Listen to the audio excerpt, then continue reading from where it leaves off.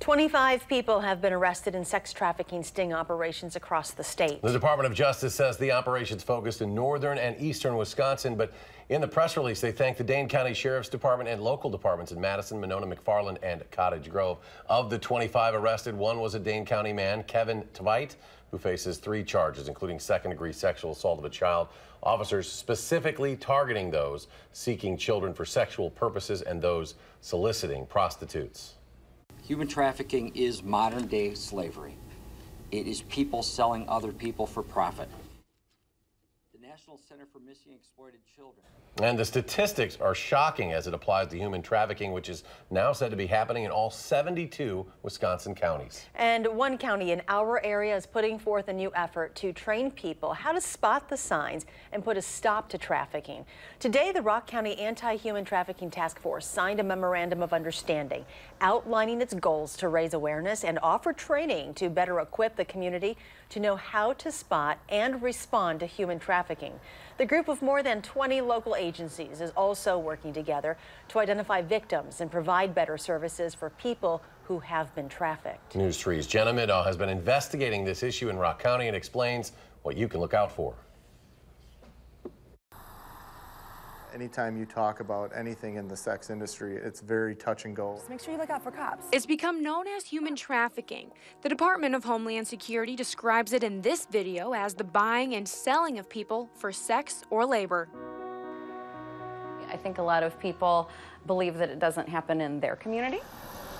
It's not only happening. This is a Rock County epidemic. Here in Rock County, we are at the entryway of Wisconsin on I-90, so that also poses some big risks for our youth. Those risks largely center around the interstate, hotels, truck stops, and rest areas.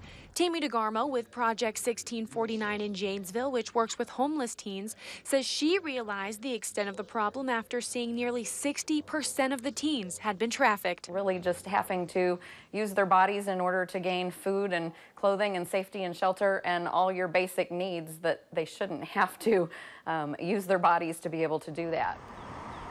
But it can be hard for officers like Dan Schoonover with the Janesville Police Department to track this crime. Unfortunately, because of how big business it is, people are trying to protect how they make their money illegally, and they will move around it.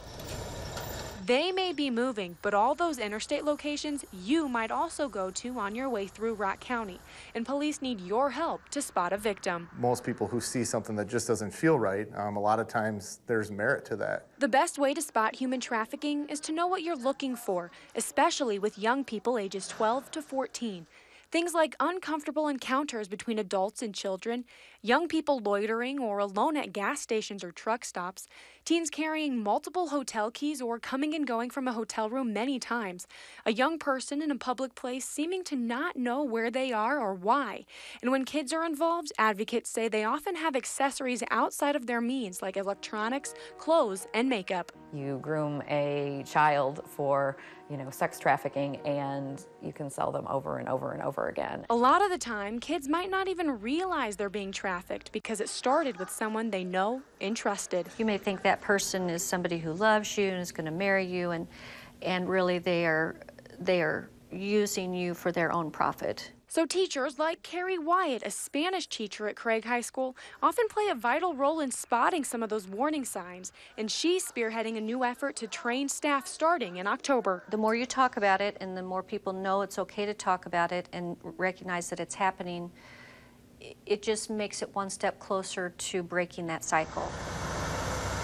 Working together to spot a problem and to put Rock County on the road to eliminating human trafficking. As long as we are shedding a light on it and trying to do something to both help the victims and prevent future trafficking and letting traffickers know that we don't stand for it and our children aren't for sale, that's the important thing. In Janesville, Jenna Middaugh, WISC News 3.